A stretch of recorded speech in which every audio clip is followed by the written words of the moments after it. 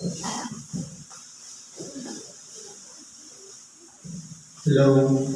Hi. Sa pangalan po ng dakilang Panginoong Jesucristo, isang mapagpalang araw po sa bawat isa. Siguro po, nandito tayo ng iba naman ng sadya, walang iba, may kasama, may karamdaman, na gustong malunasan ang kanilang mga karamdaman. Pero po, ang karamdaman ay tanging pamamaraan lamang. Dahil kapag wala na tayong ibang inaasahan, layong-layo na naubos na ang ating ari-arian, mga impok, at kung ano-ano pa mang kabuhayan, saka na tayo lalapit sa Diyos.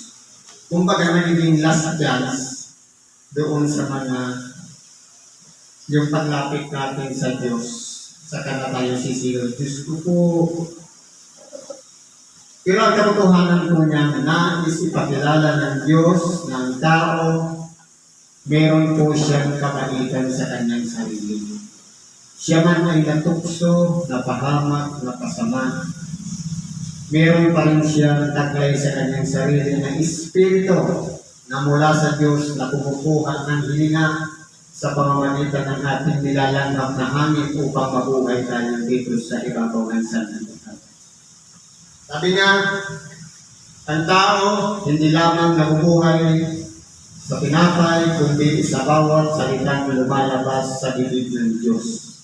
Ibig sabihin, kung 3 times a day tayong kumakain ng almusal, tanghalian, hapunan, para mabusog, lumakas ang ating katawan, kinakailangan din natin ng tinapay ng buhay sa makatuwid ang salita ng Diyos na itinatanggi natin gampanan sa bawat linggo sa araw ng pagsamba.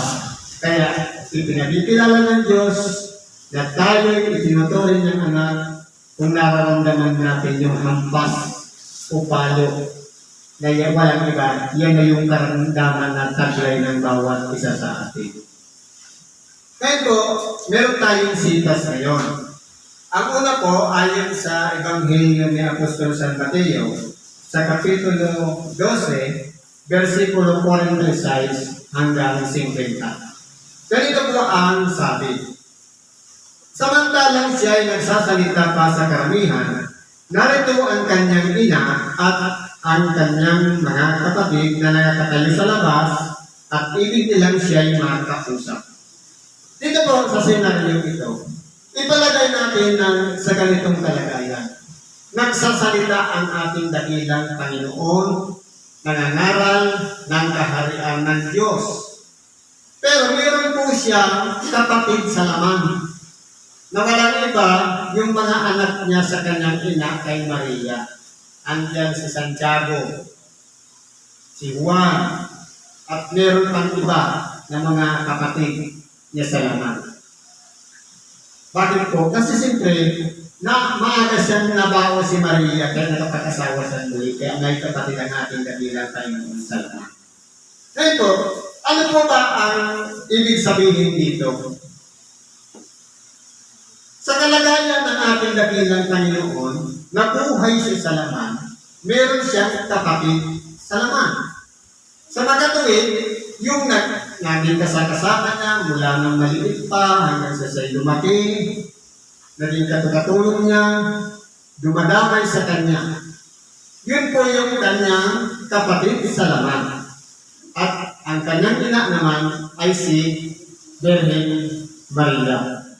Kaya naman po ang sabi dito, ang kanyang mga kapatid ay nakatayo sa labas at ibig nilang sila'y makausap.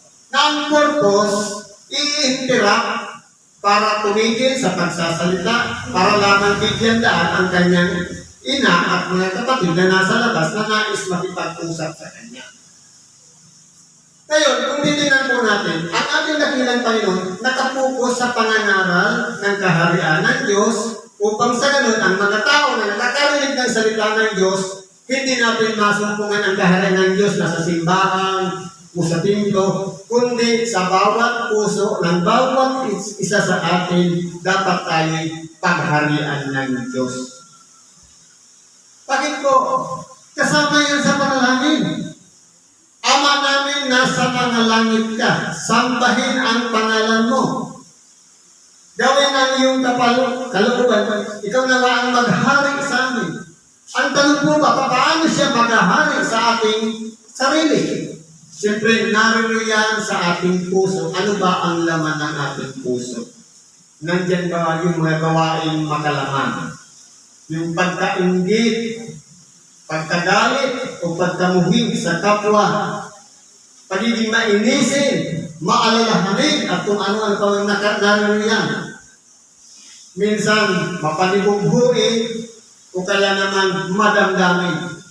Kung iyan po lahat nakalagay sa ating puso, ibig sabihin, wala pa dyan ang pagkahari ng Diyos. Dahil ang pinagaharian ng Diyos sa kanyang puso, ang umiiral po dyan, pag-ibig.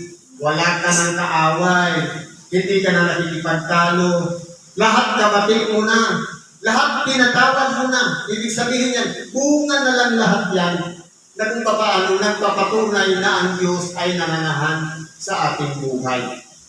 Kaya po, kung titingnan po natin dito, ano ang sagot ng ating dakilang Panginoon?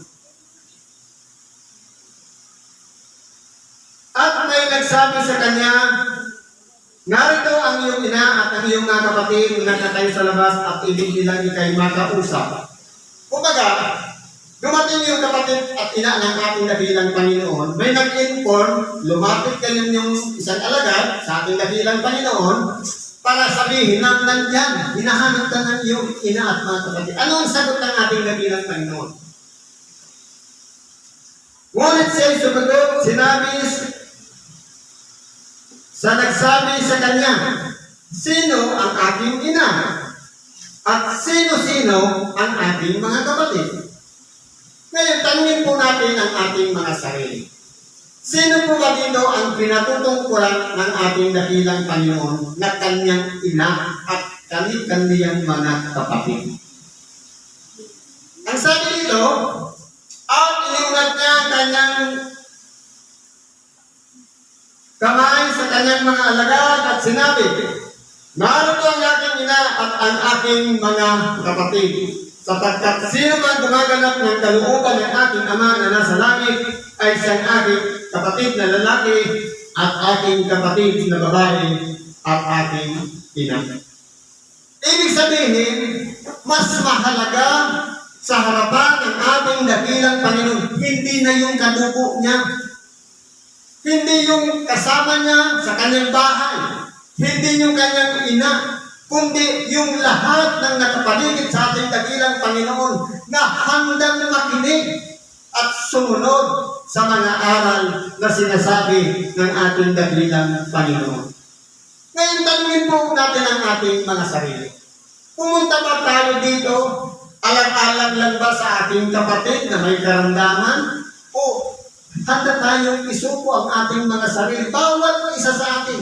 Kahit tayo man ay kasama lamang na may karamdaman, o tayo man mismo ang may karamdaman, makikipag-isa tayo kay Kristo. Hanapin natin siya na siyang manahan sa ating mga puso. Baliwalayin muna natin yung ating kapatid. Ang pinag-uusapan ninyo, dito po, walang iba. Yung relasyon ng bawat isa sa ating dakilang Panginoon. Ngayon kung halimbawa, nandito tayo, iniisip natin, gagaling ba ako? Sa totoo lang po, sabi nga ng ating dakilang Panginoon, at sa inyong idinadalangin at humihingi, magsisampalataya kayo na inyong tinanggap na at inyong kakamtin. Paano po yun? Totoo, nananalangin tayo at humihingi na pagalingin ang ating karamdaman. Sa pamantayan ng tao, to see is to believe. Uy, ba muna? Sa kana ako mananalig. Pero sa Diyos po, baliktad. Believe it first and you will see. Manalig muna tayo na inyong tinanggap na. Ibig sabihin, in-accept na natin na magaling na tayo. Tupalo na lang po ang kagalingan.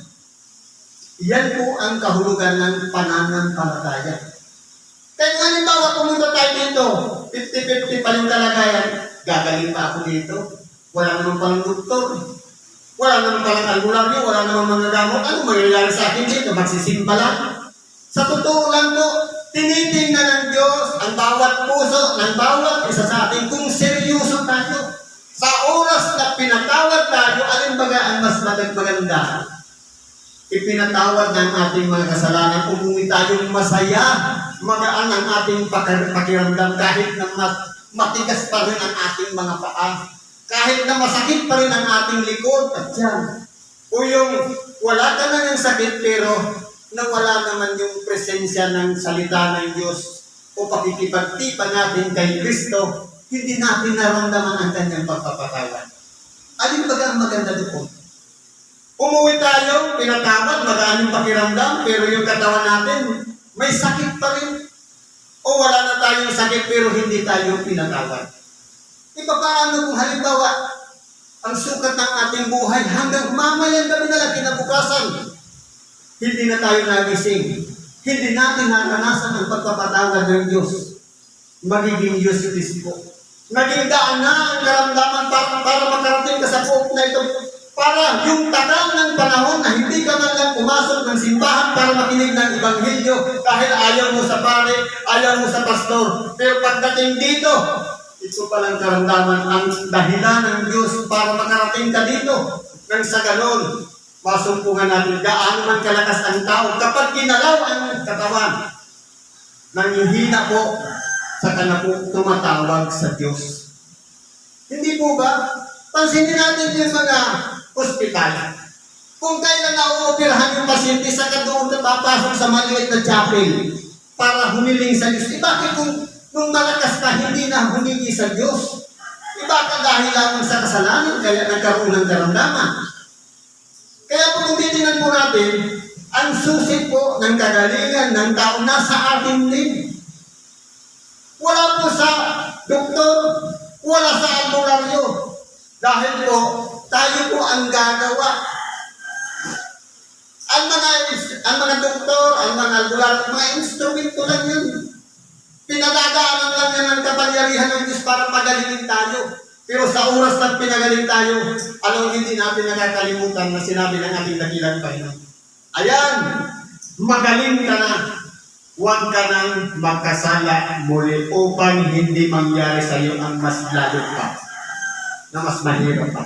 Yun na yung binang. Di ba paano mo kasi, nung makinig ng salita ng Diyos, parang pahakyaw lang, pasok dito, labas dito. Hindi tayo seryoso sa Diyos. Seryosohin po natin ang pakikinig ng salita ng Diyos. Kung ang naging dahilan, kaya tayo nagkaroon ng karamdaman dahil sa sobrang natin nakakain ng maalat, tumaas ang ating acid, nagkaroon tayo ng karamdaman. Ibig sabihin, kung iyan ang pinagmulan para tayo magkasakit, sa oras na pinagaling tayo, huwag ka nang babalik na kain ng maalat dahil bawal nga, hindi kaya ng katawan. Kasi walang disiplina. Kaya nangyayari, mas lalo pang bumibigat ang karamdaman kaysa dati. Kaya kung titingnan po natin, kailangan po dito, unang-una, kilalanin natin ang aral ni Kristo. Kilalanin natin yung pagpapahalaga sa atin na itinuring tayong mga kapatid na lalaki at mga kapatid na babae. Na kaya tayo, iniwan natin yung ating mga tahanan, nandito tayo, dapat maging seryoso tayo sa tinatawag na pakikinig ng salita ng Diyos. Yun po yung importante doon. Ang pakikipag-isa natin kay Kristo, humingi tayo ng tawad, ang karamdaman na yan, kagalingan yan, tupayong na lang. Kaya Diyos po na ang mahabag sa bawat isa sa atin. Kung seryoso tayo sa ating purpose, kung bakit tayo narito sa lugar na ito. Siguro nandito na lang pakikibahagi natin sa oras na ito. Salamat po sa Diyos at anuman ang ating kahilingan, idulog po natin lang ang lahat sa Diyos. At ipagkakaroon niya ang kapanatagan ng ating mga kaluluwa at ang kalunasan sa lahat ng ating mga kahilingan. Salamat at isang mapagpalang araw sa bawat isa.